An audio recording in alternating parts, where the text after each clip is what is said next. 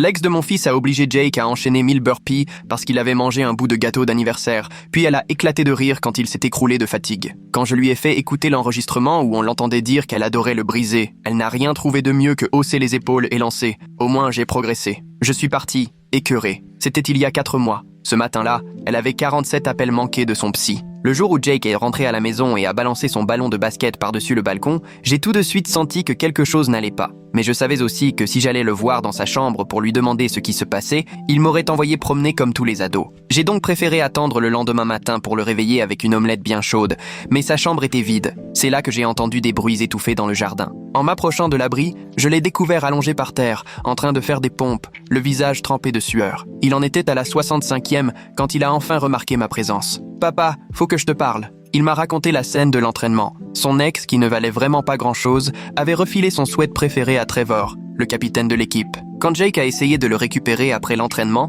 elle lui a lancé, le regardant de haut en bas, « Il va mieux à quelqu'un qui a des muscles, maintenant. » Trevor a bombé le torse, l'équipe s'est foutue de lui et Jake est rentré humilié. J'ai cherché dans son regard une lueur de tristesse, mais à la place, j'ai vu une sorte de détermination désespérée. J'en ai marre d'être le gros ringard dont tout le monde se moque. Je vais tout changer. Au début, je me disais que ça lui ferait peut-être du bien, qu'un peu de sport l'aiderait à aller mieux. Sauf qu'en 2 semaines, il avait déjà perdu 9 kilos. Sa prof principale, Madame Thompson, m'a appelé parce qu'il s'endormait en cours. Quand je lui ai posé la question, Jake m'a montré son téléphone. Réveil à 4 heures du matin pour aller courir avant la muscu de 5 heures. Les gens qui réussissent font des sacrifices, m'a-t-il dit très sérieusement. Les excès se sont vite enchaînés. Je l'ai surpris à minuit en train de faire 1000 burpees parce qu'il avait mangé un morceau de gâteau à l'école. Quand sa grand-mère est venue avec sa fameuse lasagne, il est resté à table à serrer sa boîte en plastique pendant qu'elle pleurait en silence. « Je peux pas me permettre d'écart », répétait-il en avalant du poulet sec. « Tu savais qu'elle me faisait marcher derrière elle au collège pour pas qu'on sache qu'on était ensemble ?» Sa voix tremblait. « Je vais devenir quelqu'un qu'elle regrettera. »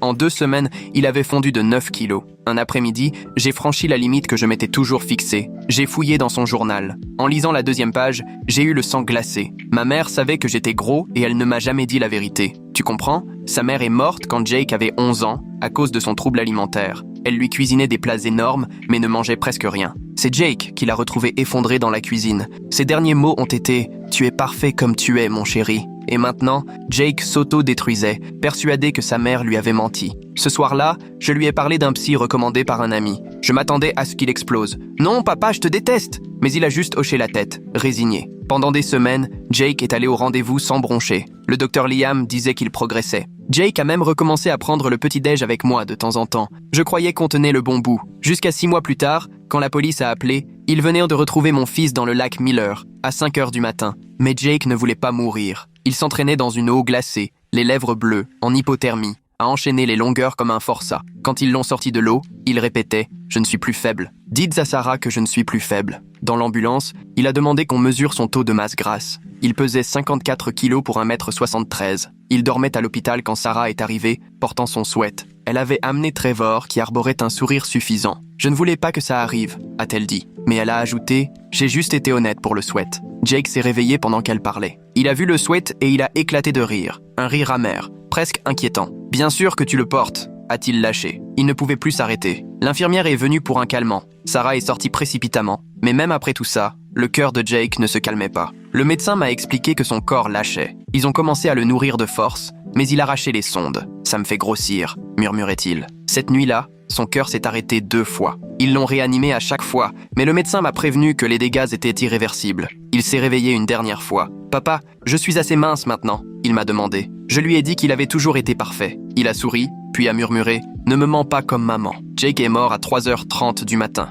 Motif officiel, arrêt cardiaque dû à la dénutrition sévère et à l'hypothermie. Je n'ai pas prononcé un mot, pas parce que je n'étais pas anéanti, mais parce que je savais que Sarah devait payer. Je suis resté assis dans ma voiture devant la maison funéraire, les mains tremblantes, à fixer l'histoire Instagram de Sarah à travers mes larmes. Elle posait le sweat de Jake sur les épaules, mascara soigneusement coulé pour la photo, prête pour un énième selfie. En légende, « Rippy Jake, tu étais aimé ». 3 cœurs brisés. Je la regardais faire défiler les filtres pour sublimer son chagrin. Le parking se vidait. Les gens étaient repartis après la cérémonie. Il ne restait plus que Sarah et ses copines, qui la prenaient tour à tour dans leurs bras, pendant qu'elle serrait ce sweat contre elle comme un trophée. J'ai remarqué la tache de ketchup séché sur la manche gauche, celle du dernier repas partagé avec Jake, le jour où il avait enfin accepté de manger un hamburger avec moi. Tout cela s'est passé 3 jours avant le lac. Je suis sorti de la voiture et j'ai marché vers Sarah. Dès qu'elle m'a aperçu, elle a resserré son sweat sur elle, chuchotant quelque chose à ses copines qui se sont aussitôt placées devant elle, en demi-cercle, pour la protéger. J'ai pris la parole d'un ton qui se voulait ferme, sans vraiment en avoir la force, et je me suis contenté de réclamer le sweat. Rien d'autre. Les yeux de Sarah se sont embués de larmes fraîches pendant qu'elle pressait le tissu contre son visage. Elle a lâché que c'était tout ce qu'il lui restait de lui, qu'elle avait besoin d'un souvenir pour ne pas l'oublier. Ses amis hochèrent la tête, me lançant des regards noirs comme si j'étais le dernier des salauds. Trevor est soudain apparu, s'est interposé sans hésiter, l'ancien coéquipier de Jake, désormais le chevalier servant de Sarah. Il m'a lancé « Il faut tourner la page. Chacun son deuil, chacun sa manière. » Par-dessus son épaule, j'ai vu Sarah changer du tout au tout. Ses larmes se sont taries, un sourire en coin est apparu une fraction de seconde. Elle s'est penchée et a murmuré une phrase qui me hantera toujours. « Tu sais, Jake a toujours voulu ressembler à Trevor. » Ces mots m'ont glacé. Je suis reparti vers ma voiture sans un mot, mais pas avant de voir Sarah, la tête enfouie dans la poitrine de Trevor, attraper son numéro sous les regards admiratifs de son petit public. Avant que je ne démarre, le coach de basket de Jake, Miller, m'a intercepté près de la sortie, l'air accablé et coupable. Il a commencé à évoquer cette histoire de sweat à capuche à l'entraînement, expliquant qu'il aurait dû intervenir plus tôt.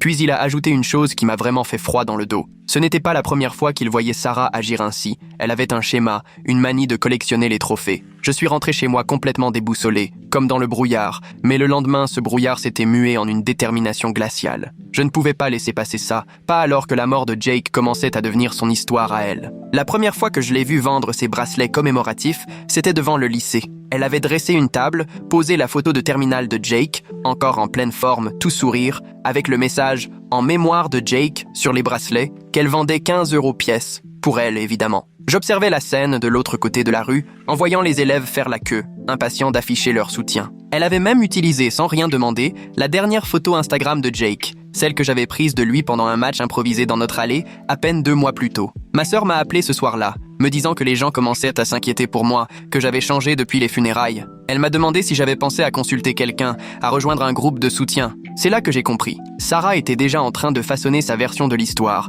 la petite amie inconsolable et le père qui perd pied. Je voyais parfaitement où tout cela menait. Ce soir même, j'ai fouillé la chambre de Jake de fond en comble. Derrière son bureau, coincé entre 2 vieux manuels, j'ai déniché un carnet dont j'ignorais l'existence. Mes mains tremblaient en le feuilletant. Ce n'était pas vraiment un journal intime, plutôt une accumulation méthodique de notes, d'entrées datées, chaque remarque blessante, chaque humiliation publique, chaque fois où elle l'avait rabaissé. Les premières pages remontaient à 8 mois, à peine 2 semaines après le début de leur histoire. 3 novembre, elle a dit devant ses copines que mon rire était gênant. 18 décembre, elle m'a laissé poireauter dans la voiture pendant la fête d'Emma. Elle ne voulait pas qu'on nous voie ensemble. 22 janvier, elle m'a appelé son petit ami d'entraînement pensant que je ne l'entendais pas. Le lendemain, c'est la mère de Sarah qui m'a téléphoné. Madame Thompson, avec sa voix douce mais bien cadrée, m'a expliqué qu'elle comprenait mon chagrin, que Sarah n'était qu'une adolescente qui avait fait des erreurs. On dit tous des choses qu'on ne pense pas. Et avec les dossiers d'inscription à la fac à préparer, tout ce stress n'arrangeait rien. La menace ne disait pas son nom, mais elle était très claire. L'après-midi même,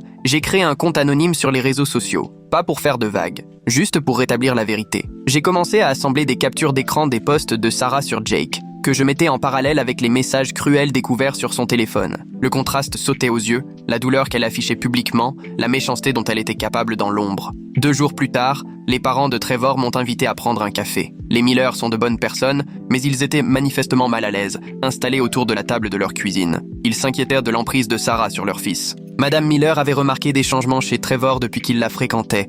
Rien de tangible, mais quelque chose clochait. J'ai poursuivi mes recherches. En fouillant dans le sac à dos de Jake, j'ai trouvé bien plus que sa calculatrice ou ses notes de cours. Sarah avait aussi gardé d'autres objets. La photo d'équipe sur laquelle elle avait dessiné des cœurs autour du visage de Trevor. Ses notes de physique avancée qu'elle utilisait maintenant pour ses propres contrôles. Elle exposait tout ça sur ses stories Instagram comme si c'était pas des reliques, alors que je remarquais encore les étiquettes de prix sur certains articles commémoratifs mis en vente. Elle trouvait moyen de tirer profit de la mort de mon fils sous toutes les formes possibles. Un jour, la meilleure amie de Sarah, Alexandra, m'a contacté en privé. Elle m'a avoué qu'elle avait peur de Sarah, qu'elle n'avait rien de concret à lui reprocher, mais qu'elle l'avait déjà vu briser des gens et qu'au final, tout le monde blâmait toujours la victime. Alexandra a supprimé son message quelques minutes après, mais j'avais pris une capture d'écran. Mon frère est venu me voir la semaine suivante. Il s'est assis avec moi dans la chambre de Jake, a regardé toutes les preuves que j'avais entassées, puis m'a conseillé de tourner la page, que cette obsession ne me mènerait nulle part. Il m'a dit que la famille de Sarah envisageait de demander une ordonnance d'éloignement après l'incident sur le parking.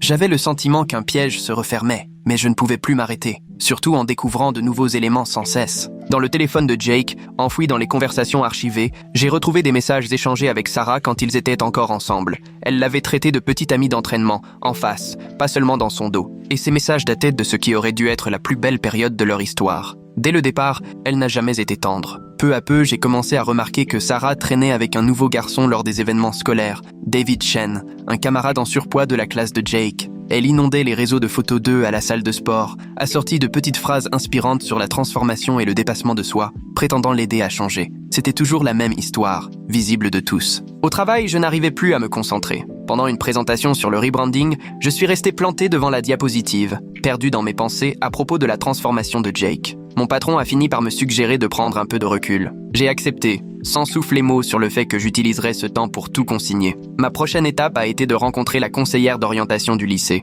Madame Price m'a écouté déballer mes inquiétudes avec courtoisie, mais sa réponse était cousue de fil blanc. Sarah fait son deuil à sa manière. Les ados réagissent tous différemment à la perte. Vous êtes sûr de ne pas projeter votre propre culpabilité? J'ai quitté son bureau en réalisant qu'Emma, sa fille, était l'une des meilleures amies de Sarah. Un samedi, je me suis laissé aller à suivre Sarah au centre commercial. J'en ai honte, mais il fallait que je voie de mes propres yeux. Pendant 2 heures, elle a essayé des vêtements de marque, le sweat de Jake noué autour de la taille. Elle riait avec ses copines, prenait des selfies, avait l'air d'une ado ordinaire en virée shopping, à ceci près qu'elle arborait le sweat de mon fils disparu comme un vulgaire accessoire. Le point de non-retour a été atteint quand Liam, le meilleur ami de Jake, a craqué. Cela le rongeait depuis la mort de Jake, et il a fini par tout déballer autour d'un café. Il m'a transféré des captures d'écran d'un groupe de discussion baptisé Drama King, où Sarah avait balancé les messages les plus personnels de Jake. Ces échanges datèrent de la veille du soir où Jake était allé au lac. Elle s'était ouvertement moquée de lui devant tout le groupe, précisément au moment où il allait le plus mal. Même la grand-mère de Jake a fini par remarquer mon obsession lors d'un dîner familial, mais loin de me décourager, elle s'est penchée vers moi et m'a soufflé qu'elle avait surpris Sarah en train de rire aux funérailles. Ce n'était pas un rire gêné, c'était un vrai rire, quand elle pensait être seule, m'a-t-elle confié en me serrant la main. Plus j'avançais dans mes recherches, plus le même schéma apparaissait. Sarah ciblait des garçons fragiles, les valorisait juste ce qu'il fallait pour gagner leur confiance, puis les démolissait méthodiquement, gardant au passage un souvenir de ses conquêtes. Ce n'était qu'un jeu pour elle. Puis Nicolas s'est entré en scène. L'ex de Sarah, qu'elle avait rencontré en seconde, avait vu mon message en mémoire de Jake. Il m'a prévenu. Sarah s'amusait depuis toujours à briser les gens, et Jake n'était pas le premier à en faire les frais. Il avait passé des années en thérapie après leur histoire et n'avait jamais osé en parler, mais la mort de Jake avait tout ravivé chez lui. J'ai tout conservé. Capture d'écran de chaque poste où Sarah exploitait la mort de Jake, la cagnotte GoFundMe qui avait dépassé les 8 000 $, les goodies commémoratifs qu'elle vendait sur Etsy, les publications sponsorisées par des marques de sport ravies de surfer sur son récit dramatique. Elle avait gagné plus d'argent sur le dos de la mort de Jake qu'il n'en aurait jamais touché avec ses petits boulots.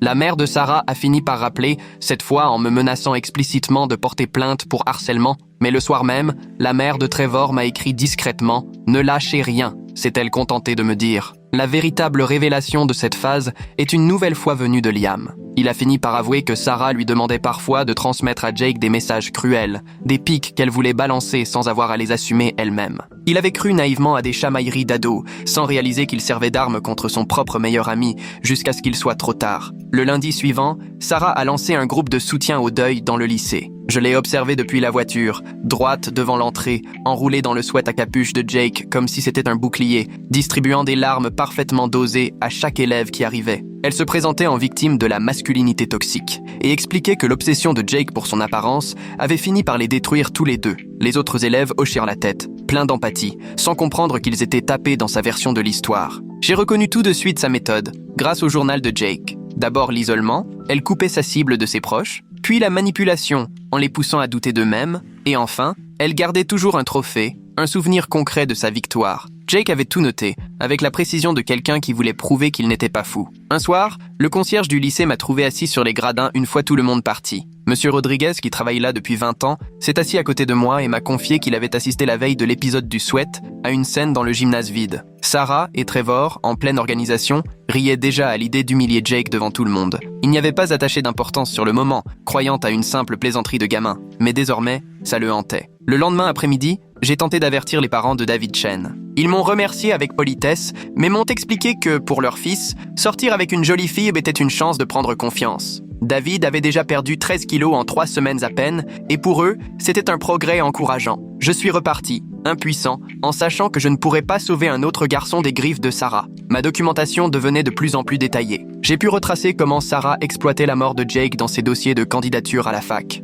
Elle avait écrit des essais déchirants sur la perte de son premier amour, accusant la culture des régimes, et se présentait désormais en porte-parole du body positive. L'ironie me rendait malade. Elle postait des extraits sur les réseaux, à la pêche à la compassion et aux bourses d'études. Un jour, une fille nommée Melissa m'a contacté anonymement. Elle avait connu Sarah au collège et se souvenait d'un épisode similaire. Un garçon prénommé Kevin avait failli mettre fin à ses jours après avoir été broyé par Sarah, qui s'était contentée de qualifier cela d'honnêteté sur son apparence. L'école avait tout étouffé et la famille de Kevin avait fini par déménager. Sarah, elle, avait gardé sa veste de sport comme trophée. Je gardais mon calme pendant les événements scolaires, tout en observant discrètement les agissements de Sarah, donnant l'impression d'avoir tourné la page. Peu à peu, d'autres parents commençaient à percevoir certains schémas, surtout après que je les avais subtilement mis sur la voie. Il suffisait de voir Sarah réconforter bruyamment David Chen sur son poids, devant tout le monde, pendant que ses copines gloussaient à l'écart, ou de la voir poster des photos de lui peu flatteuses avec des légendes du style « Je t'aime malgré tes défauts ».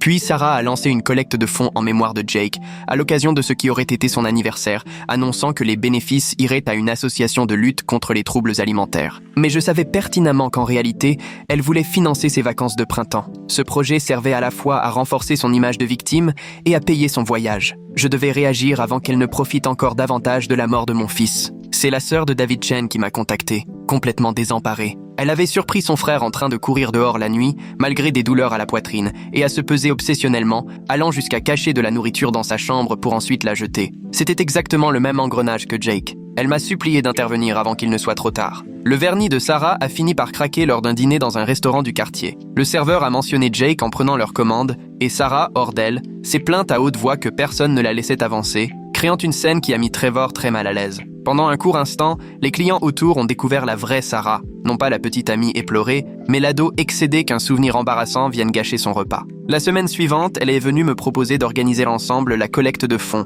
pensant sans doute que cela montrerait à tous que nous étions unis dans l'épreuve. À mon refus, elle a changé de ton, me lançant un regard froid. Elle m'a averti que si je n'acceptais pas, elle transformerait l'événement en réquisitoire contre la parentalité toxique. Le message était limpide. Soit je collaborais, soit je devenais la vilaine de l'histoire. Pourtant, la carapace de Sarah s'est fissurée quand Alexandra l'a surprise à répéter devant le miroir des toilettes, s'exerçant à adopter différentes expressions de tristesse pour trouver celle qui paraîtrait la plus sincère. Alexandra a filmé la scène avant d'être repérée. Il suffisait de croiser son regard pour comprendre qu'elle venait de réaliser que le deuil de sa meilleure amie n'était qu'une mise en scène. J'ai découvert d'autres vérités quand Tyler, l'un des amis de Trevor, m'a montré de vieux messages. Sarah avait prévu de récupérer le sweat de Jake bien avant leur rupture, et elle avait confié à Trevor qu'elle trouverait hilarant de voir Jake la supplier de le récupérer. C'était programmé dans l'unique but de le rabaisser au maximum. Tyler regrettait de n'avoir rien dit plus tôt, mais il avait peur que Sarah ne s'en prenne à lui à son tour. Toute l'emprise de Sarah ne tenait qu'à la hiérarchie du lycée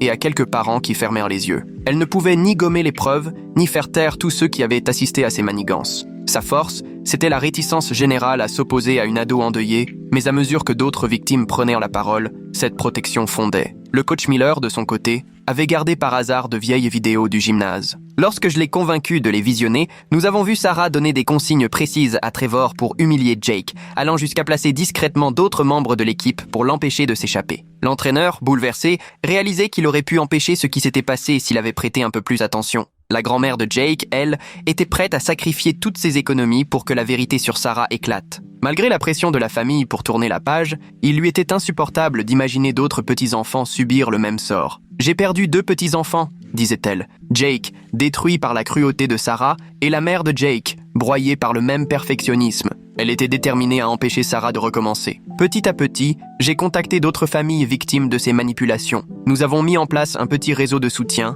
partageant nos informations et surveillant l'apparition de nouveaux cas. Sarah n'avait plus aucun moyen d'infiltrer notre groupe, car nous avions tous percé à jour son jeu. nous nous concentrions sur la collecte de preuves et la protection des victimes potentielles, sans jamais céder à la vengeance ou à l'intimidation. Ma démarche restait rigoureuse et parfaitement dans les clous. Je refusais formellement de suivre ou de menacer qui que ce soit. Je me bornais à compiler des preuves, fièrement dans le respect de la loi. Chaque échange consigné, chaque publication capturée, chaque témoignage soigneusement enregistré. Je comptais bien dévoiler la vérité sur Sarah, non pas par la peur, mais grâce aux faits. La confrontation à l'épicerie s'est produite par hasard. Alors que Sarah faisait des courses avec sa mère, je me suis glissé devant elle dans un rayon. C'est là que Sarah a lâché, sur un ton acerbe, qu'il avait fallu attendre la disparition de Jake pour pouvoir être avec Trevor. Sa mère a poussé un cri et Sarah a tenté de se rattraper, mais j'avais déjà lancé l'enregistrement sur mon téléphone. L'aveu était sans équivoque. Plusieurs témoins sont venus confirmer ensuite le mode opératoire de Sarah, visant inlassablement des garçons vulnérables.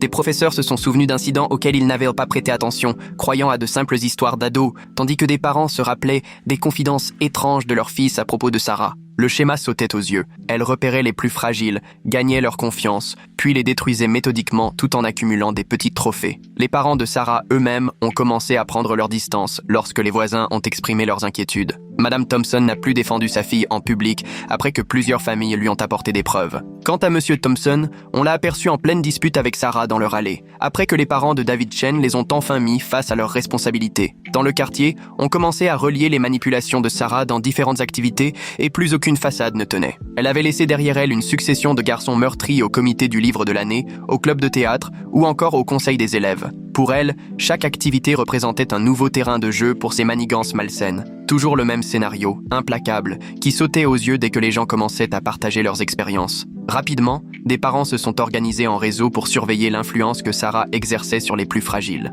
On avait mis en place une sorte de signal d'alerte. Chacun prévenait les autres dès qu'elle se rapprochait d'un nouveau garçon. L'idée n'était pas de la punir, mais de protéger ceux qui risquaient de tomber dans ses filets et de subir ses jeux psychologiques. Trevor, lui, était de plus en plus bouleversé par la froideur de Sarah. Il était sorti avec elle pour le prestige, sans mesurer jusqu'où pouvait aller sa cruauté. Le déclic a eu lieu lorsqu'il l'a entendu plaisanter sur le sweat à capuche de Jake, qu'elle gardait comme un trophée. Bouleversé, il a enregistré sa confession en secret, partagé entre sa conscience et l'incertitude quant à l'usage qu'il devait faire de cette preuve. Peu à peu, des parents qui, au début, soutenaient Sarah sont venus me présenter leurs excuses. Ils s'étaient laissés convaincre par son discours de victime, mais la réalité finissait par apparaître, dans 1000 détails. Son sourire quand elle évoquait la mort de Jake, la façon dont elle orientait la conversation pour susciter la pitié. Tout devenait limpide dès lors qu'on comprenait la mécanique de sa mise en scène du deuil. Plus le scandale autour du fonds commémoratif prenait de l'ampleur, plus les options de Sarah se réduisaient. Même les services d'admission des universités commençaient à s'interroger sur la légitimité de ces collectes de fonds.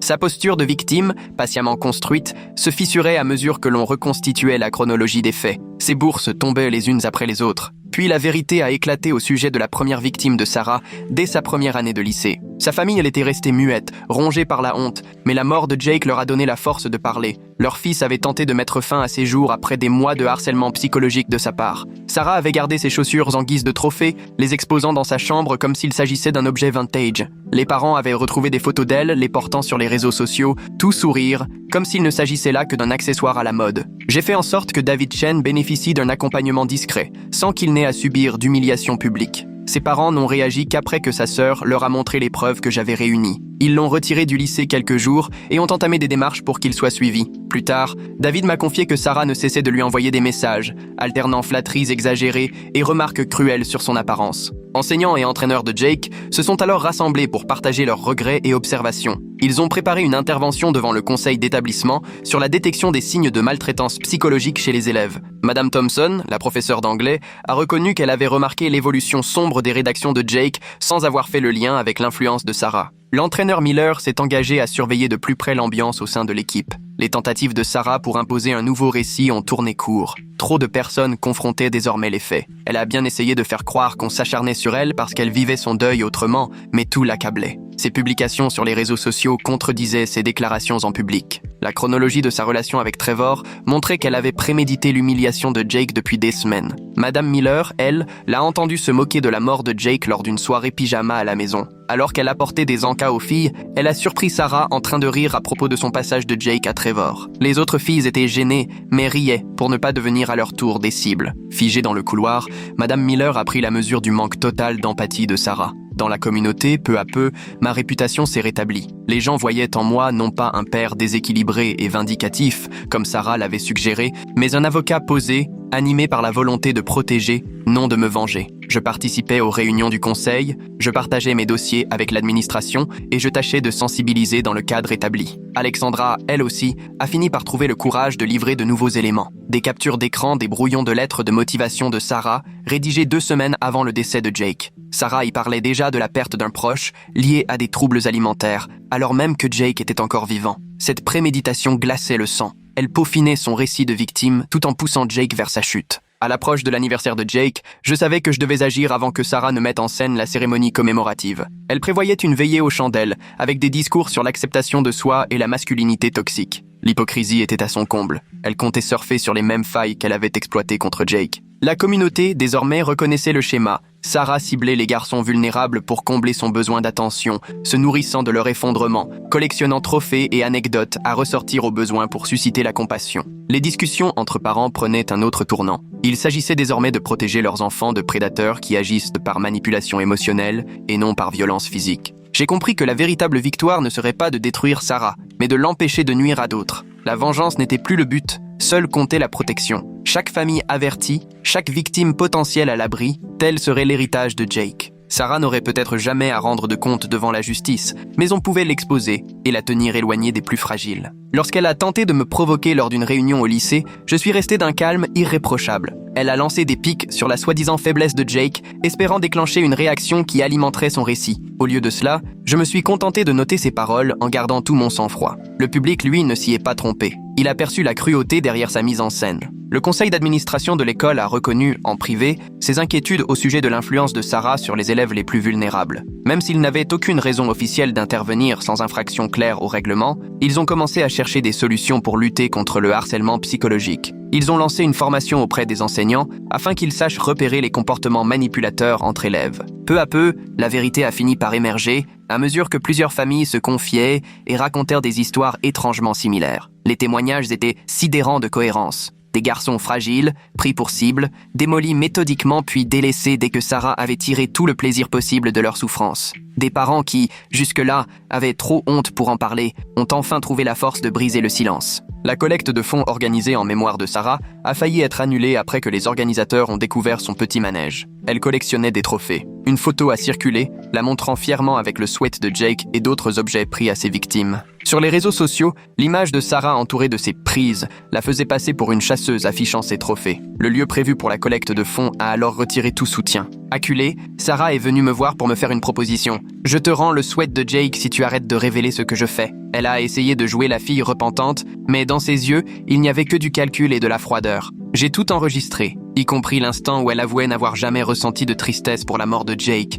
juste de l'agacement d'avoir à simuler le deuil. Les preuves s'accumulaient contre elle. D'anciennes victimes ont enfin osé s'exprimer. Les parents, libérés de leur honte, racontaient ce qu'ils avaient gardé pour eux. Les professeurs reliaient entre eux des incidents qu'ils avaient toujours considérés comme isolés. C'est alors que l'ampleur du comportement prédateur de Sarah est apparue au grand jour. Des années à repérer des garçons en manque d'assurance, à gagner leur confiance pour mieux les détruire psychologiquement ensuite, juste pour s'amuser. À chaque nouveau témoignage, la volonté de la communauté de protéger les autres se renforçait. Sarah avait toujours tiré sa force du silence et de l'incrédulité des adultes, incapable d'imaginer qu'une adolescente puisse agir avec une telle cruauté. Mais une fois exposée, son influence s'est éteinte. Désormais, elle ne pouvait plus agir dans une communauté qui connaissait son vrai visage. Il a fallu rassembler rapidement tous les éléments avant la date limite pour la candidature à la bourse universitaire de Sarah. Elle avait bichonné son image, la petite amie endeuillée, victime de la masculinité toxique et des diktats de la minceur, qui avait perdu son premier amour. Son essai sur la mort de Jake avait déjà gagné des prix dans la région.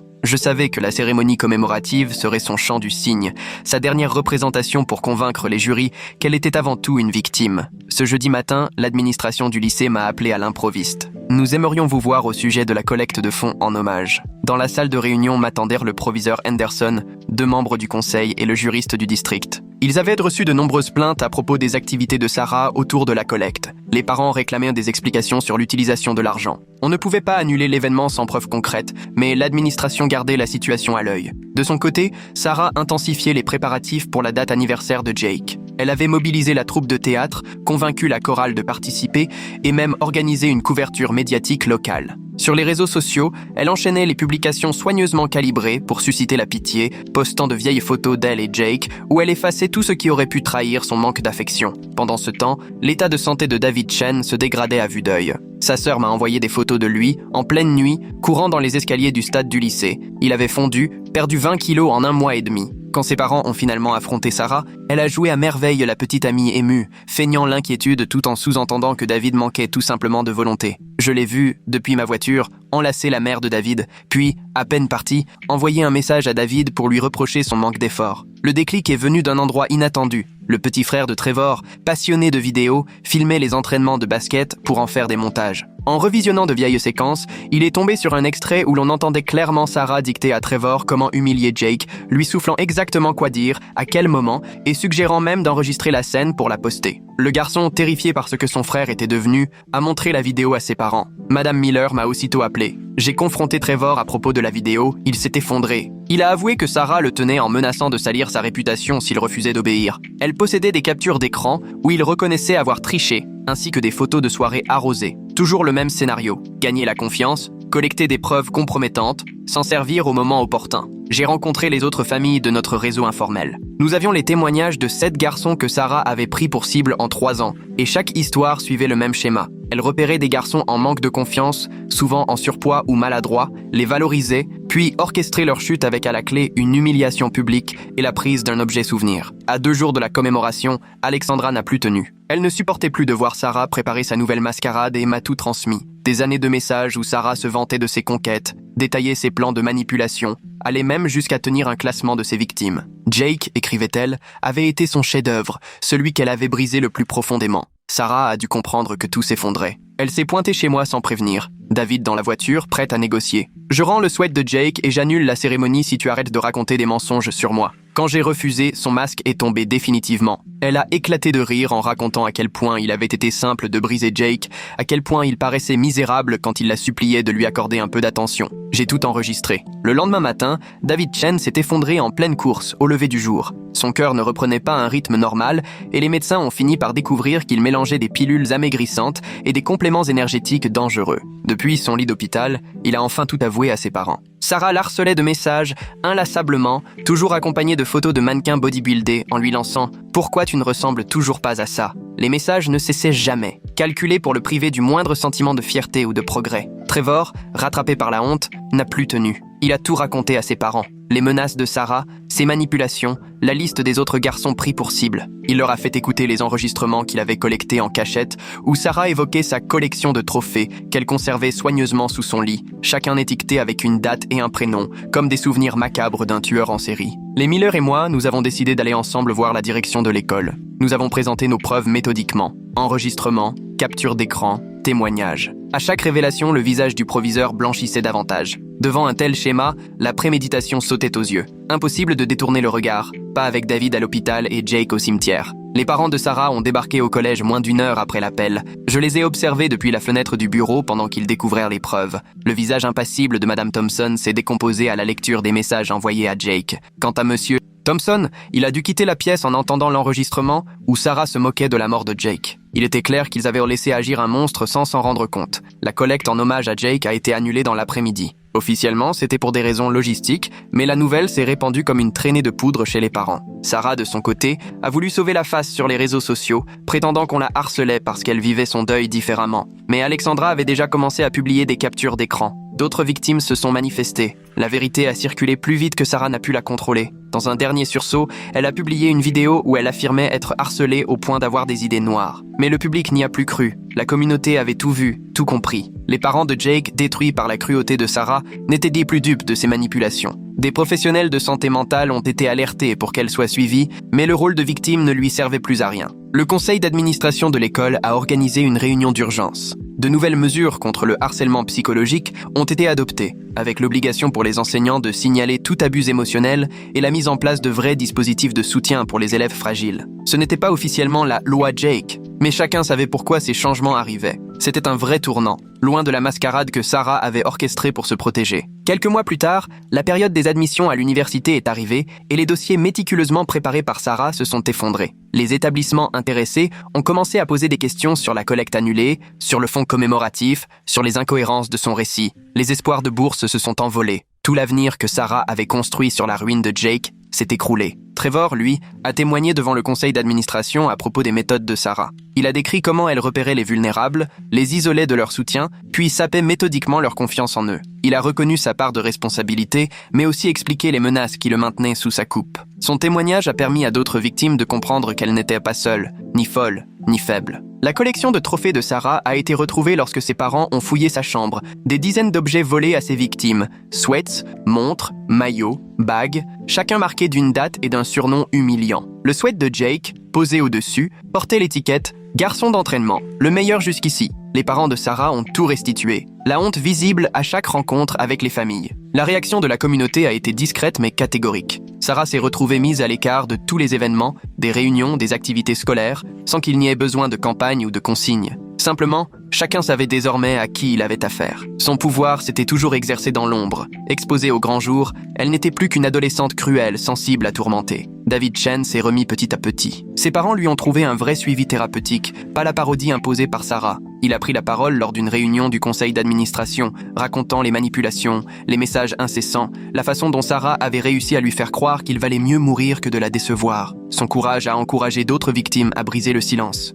J'ai repris le travail en douceur, passant de la vengeance à la prévention, et le réseau de parents que nous avions mis en place est devenu un exemple pour d'autres écoles. Nous avons conçu des outils pour repérer les comportements toxiques, soutenir les victimes et prévenir de nouveaux drames. Ce n'était pas l'héritage que j'aurais souhaité pour Jake, mais c'est celui qui pouvait épargner d'autres garçons. Les tentatives de Sarah pour intégrer un collège ailleurs se sont toutes soldées par des échecs, sa réputation la précédant partout. L'information circulait sur les réseaux sociaux, des mises en garde apparaissaient sur les forums étudiants. Elle ne pouvait plus échapper à ses actes. Finalement, ses parents l'ont placée dans un centre de thérapie résidentielle, loin d'ici, acceptant enfin l'ampleur de ses problèmes. Le sweat est revenu jusqu'à moi, rapporté par les Thompson. Il l'avait soigneusement lavé, plié, accompagné d'une lettre d'excuse. Je l'ai gardé longtemps entre mes mains, repensant au sourire de Jake quand il l'avait choisi, bien avant que Sarah n'en fasse un symbole d'humiliation. La tache de ketchup avait disparu, pas les souvenirs. Le jour où Jake aurait eu 18 ans, nous avons organisé une commémoration différente. Toutes les anciennes victimes de Sarah se sont retrouvées pour partager leurs histoires et s'épauler. David Chen a évoqué le parcours vers la guérison,